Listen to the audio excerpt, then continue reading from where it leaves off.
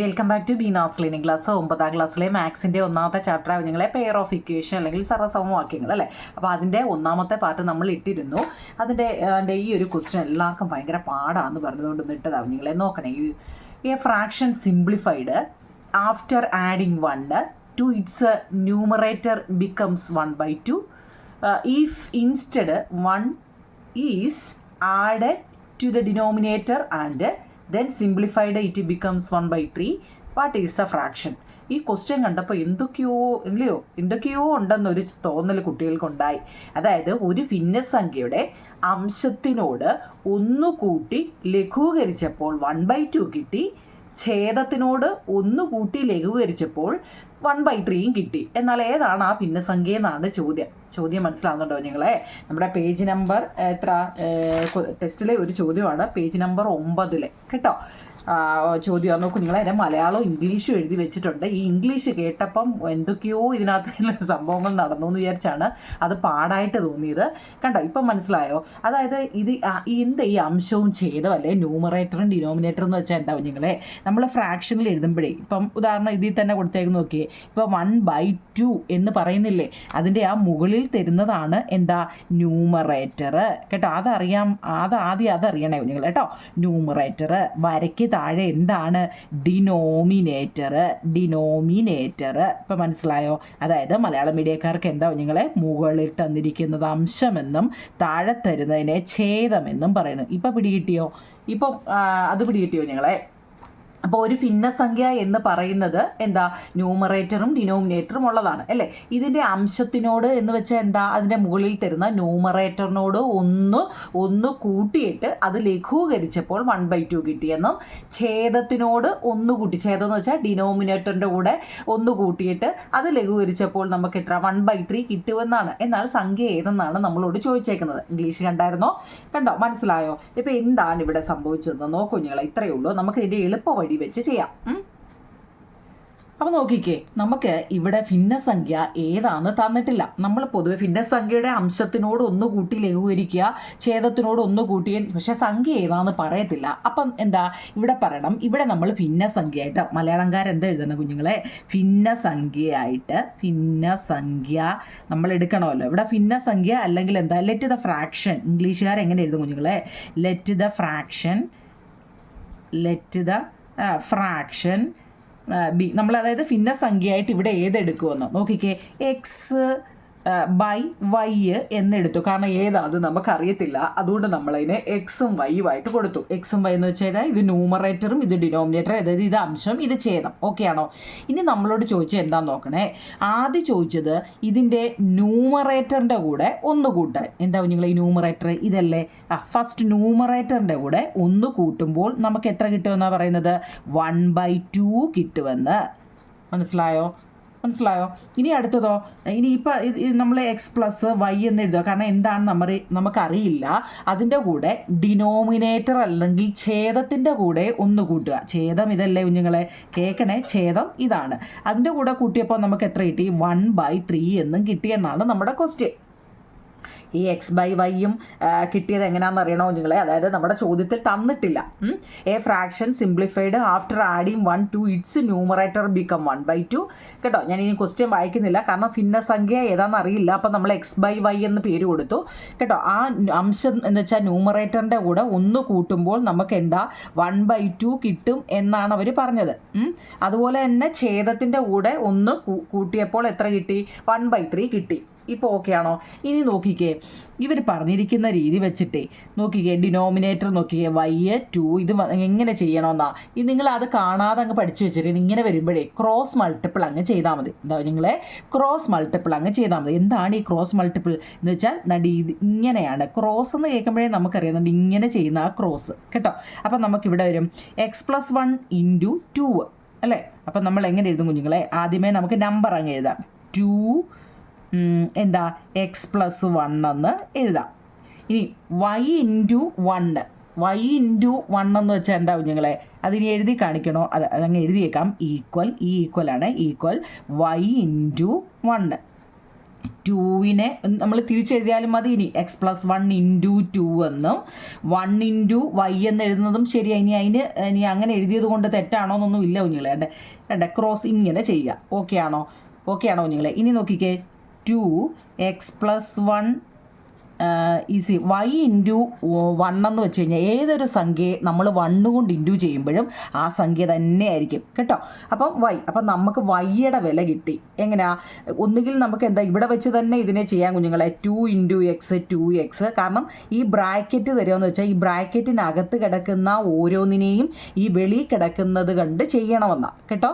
അതായത് 2 into X 2x, 2 into 1 2 = y. അങ്ങനെ വേണമെങ്കിലും നമുക്ക് ചെയ്യാം. അതല്ലെങ്കിൽ നമുക്ക് എന്താ, ഇതിപ്പോൾ നമുക്ക് ചെയ്യാൻ കുറച്ചുകൂടി എളുപ്പം ഇതാവും നിങ്ങളെ. y = തന്നിരിക്കുന്ന 2x+1 എന്നങ്ങ് എഴുതിക്കും. കാരണം കുറച്ചുകൂടെ ഞാൻ നോക്കിയിട്ട് ചെയ്യാൻ എളുപ്പം ഇതായതുകൊണ്ടാണ്. കണ്ട, വൈയുടെ വില നമുക്ക് 2 = 2x+1. നമ്മളതിനെ ഇങ്ങനെ ചെയ്തില്ല കേട്ടോ. അങ്ങനെ ചെയ്താലും ശരിയാ കേട്ടോ. കുറച്ചുകൂടി എളുപ്പം വെച്ച് ഞാനൊന്ന് പറഞ്ഞതേ ഉള്ളൂ, നിങ്ങൾക്ക് തെറ്റാതിരിക്കാൻ വേണ്ടി. ഓക്കെ ആണോ?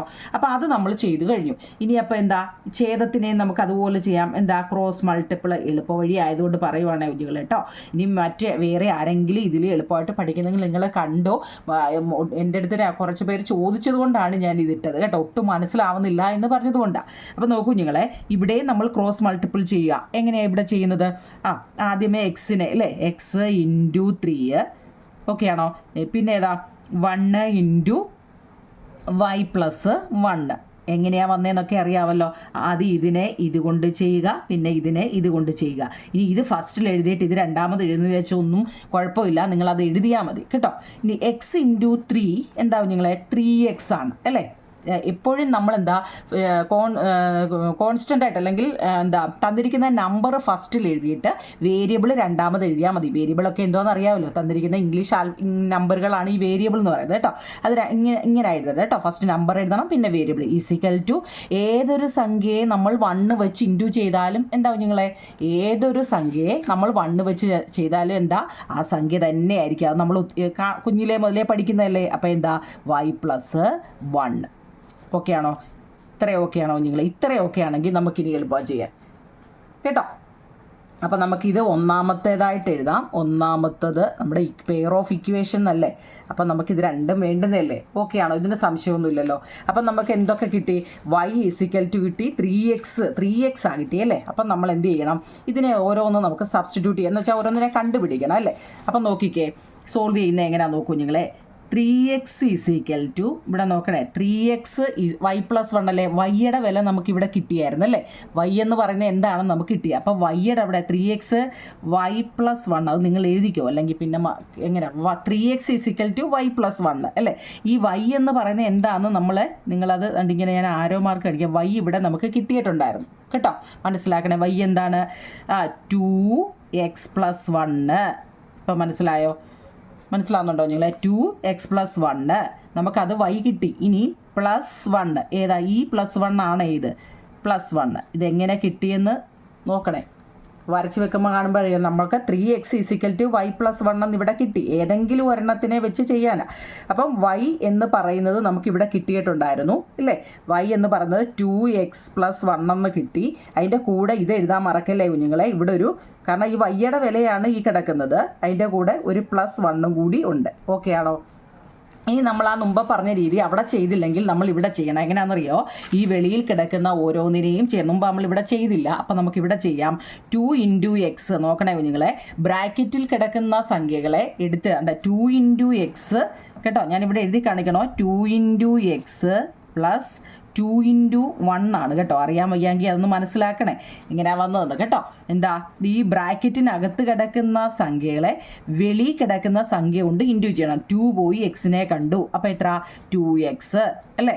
2x ഇതെല്ലാം എന്താ, 3xൻ്റെ ആണ്. ഏതാണ്ട് 3x ആണ് കേട്ടോ. 3x = ഈ 3x ഇവിടെ ഉണ്ടേ കുഞ്ഞുങ്ങളെ, മറക്കല്ലേ. 2x പിന്നെ 2 ഇൻറ്റു അകത്ത് കിടക്കുന്ന 1 അല്ലേ. അപ്പോൾ എന്താ, 2 ഇൻറ്റു 1 2 തന്നെയാണ്, സംശയമില്ലല്ലോ 2. പിന്നെ ഇവിടെ ആരുണ്ട്, ഇവിടെ ഒരു +1 ഉണ്ട്. ഈ +1 ആണ് കേട്ടോ.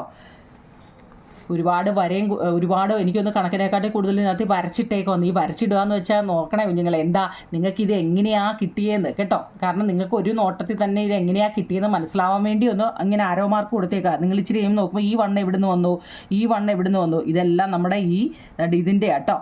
ഇനി അങ്ങോട്ടൂടെ ഞാൻ വരയ്ക്കുന്നില്ല കേട്ടോ.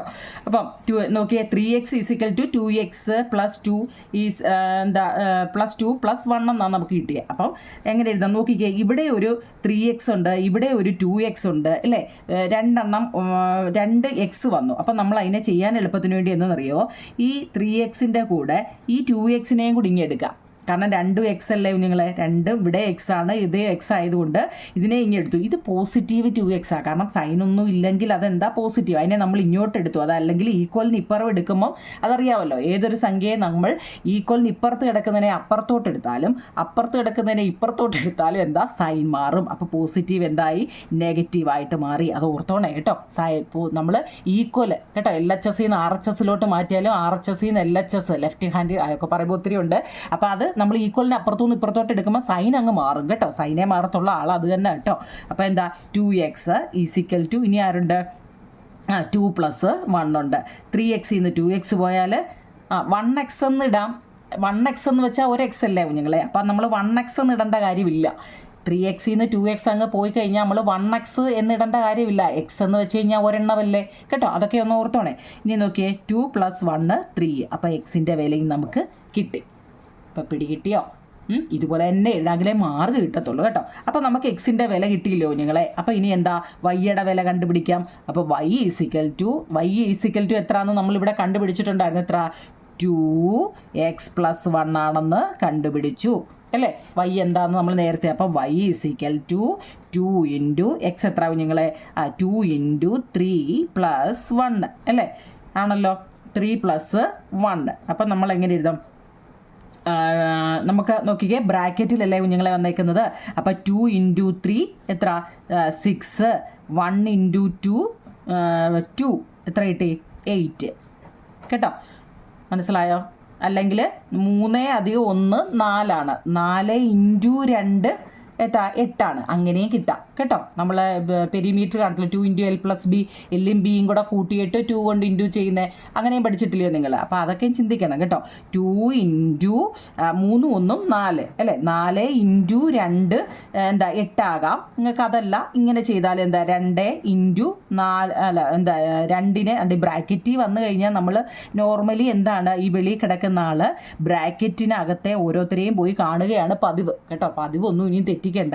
2 × 3 6 ആണ്, 2 × 1 2 ആണ്, അങ്ങനെ 8 നിങ്ങൾക്ക് നിങ്ങളുടേതായ രീതിയിൽ എങ്ങനെ ചെയ്താലും മതി കുഞ്ഞുങ്ങളെ. ഇപ്പോൾ ഇവിടെ നമുക്ക് എക്സും കിട്ടി, വൈയും കിട്ടി. നമ്മുടെ ചോദ്യം എന്തായിരുന്നു, നമ്മുടെ ചോദ്യം എക്സും വൈയും എത്ര കിട്ടി കുഞ്ഞുങ്ങളെ. ഇവിടെ എക്സ് അതായത് ഫ്രാക്ഷനിൽ കാണിക്കല്ലേ, ഭിന്നസംഖ്യയിൽ കാണിക്കുന്നല്ലേ. അപ്പോൾ എക്സ് എത്ര, 3, വൈ എത്ര കുഞ്ഞുങ്ങളെ, 8. അപ്പോൾ 3/8 എന്നാണ് ആൻസർ. ഒരുപാടായിട്ട് തോന്നുന്നുണ്ടോ കുഞ്ഞുങ്ങളെ? ഇത് എന്ന് വെച്ചാൽ ഈ ഒരു ഇത് നല്ലതുപോലെ നോക്കി മനസ്സിലാക്കി പഠിക്കുക. ഇവിടെ കാരണം മിക്സഡ് ഫ്രാക്ഷനി എന്ന് വെച്ചാൽ നോക്കിക്കേ, ഇവിടെ ഡിഫറൻറ്റ് ഡിനോമിനേറ്റർ ഇവിടെ ബാധകമല്ല, കാരണം ഈക്വൽ ആണ്. അപ്പോൾ നമ്മൾ ക്രോസ് മൾട്ടിപ്പിൾ വെച്ച് അങ്ങ് ചെയ്താൽ മതി കേട്ടോ. ക്രോസ് മൾട്ടിപ്പിൾ വെച്ച് ചെയ്യുമ്പോൾ ഫസ്റ്റ് ഇങ്ങനെ എഴുതുക, അല്ല ഇവിടെ ഇവിടെ നമ്മൾ ഓരോന്നിനെ എടുത്ത് ചെയ്താലും കുഴപ്പമൊന്നുമില്ല കേട്ടോ. ഇനി ഇങ്ങനെ ചെയ്താൽ നമുക്ക് തെറ്റാതെ ചെയ്യാവുന്നുള്ളത് കൊണ്ടാണ് ഇവിടെ ഞാൻ ചെയ്തത്. ഇവിടെ എന്താ, ഛേദത്തിന് 1 ഇട്ട് കൊടുത്തപ്പോൾ കിട്ടി. അപ്പം നമുക്ക് 2 എണ്ണവും കിട്ടി. അപ്പോൾ 3x = y + 1 ആണ് അല്ലേ. എന്നിട്ട് ഇത് കാണുമ്പോൾ ഒരുപാടായിട്ട് തോന്നുമ്പോഴും നിങ്ങൾ ചെയ്തു നോക്കുമ്പോൾ എളുപ്പമാവും നിങ്ങളെ. കാരണം ഇതിന് വാല്യൂ ഇട്ട് ചെയ്തു എന്നേ ഉള്ളൂ കേട്ടോ. അപ്പോൾ എക്സും വൈയും എത്രയാണെന്ന് കണ്ടുപിടിക്കാനാണ്. ഇതിന് 3, 4 മാർഗ്ഗമൊക്കെയുള്ള ക്വസ്റ്റ്യൻ ആൻസറാണ്. അതുകൊണ്ടാണ് ഞാൻ ഇതൊരു ഒറ്റ ലിങ്കിൽ ഇടാമെന്ന് വിചാരിച്ചത് കേട്ടോ. നമ്മുടെ ടെസ്റ്റിനകത്തിൽ അത് ഒറ്റയടിക്ക് ചെയ്ത് വെച്ചിട്ടുണ്ട് കുഞ്ഞുങ്ങളേതാണ്ട്. നമ്മൾ മുമ്പ് ചെയ്ത 2x + 1 + 1 മുമ്പ് നമ്മൾ ആ പറഞ്ഞ രീതി വെച്ച് 2 × x 2x അല്ലേ, +2 × 1 2 + 1 = 3x എന്ന് കണ്ടോ. ടെസ്റ്റിൽ അത് ഓൾറെഡി അവർ ചെയ്തിട്ടിട്ടുണ്ട്.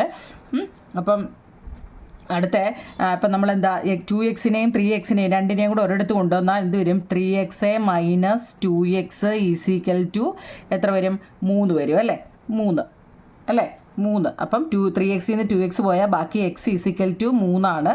അല്ലേ. എക്സ് ഈസിക്കൽ ടു 3 ആകുമ്പോൾ താണ്ട ഈ വാല്യൂ നമ്മൾ മുമ്പ് വെച്ചത് വൈക്ക് എന്താ 3 എന്നുള്ള വില വെച്ച് കൊടുത്താൽ 2 ഇൻറ്റു വൈ പ്ലസ് പിന്നെ അല്ല എക്സിൻ്റെ വാല്യൂ അല്ലേ 2 ഇൻറ്റു എക്സ് പ്ലസ് 1 ആയതുകൊണ്ട് 2 ഇൻറ്റു 3 നമുക്ക് കിട്ടി. 3 അധികം 1 പറഞ്ഞല്ലോ. ഒന്നുകിൽ നമുക്ക് ഇങ്ങനെ ചെയ്യാം, അതല്ലെങ്കിൽ 4 ഇൻറ്റു 2 8 എടുക്കാം കേട്ടോ. 3 1 4 അല്ലേ, 4 ഇൻറ്റു 2 8 ആവാം. അതല്ലെങ്കിൽ എന്താ 2 ഇൻറ്റു 3 6, 2 ഇൻറ്റു 1 2, 6 2 8. ഏത് രീതി വേണമെങ്കിലും ചെയ്യാം, എളുപ്പമല്ലേ. ഇതെല്ലാവർക്കും പാടാമെന്ന് പറഞ്ഞതുകൊണ്ടാവും നിങ്ങളെ ഞാനിത് ഒന്ന് ഇട്ട് തന്നത്. ഓക്കെ, മനസ്സിലായിരുന്നുണ്ടെങ്കിൽ കമൻറ്റ് ബോക്സിൽ പറയണേ.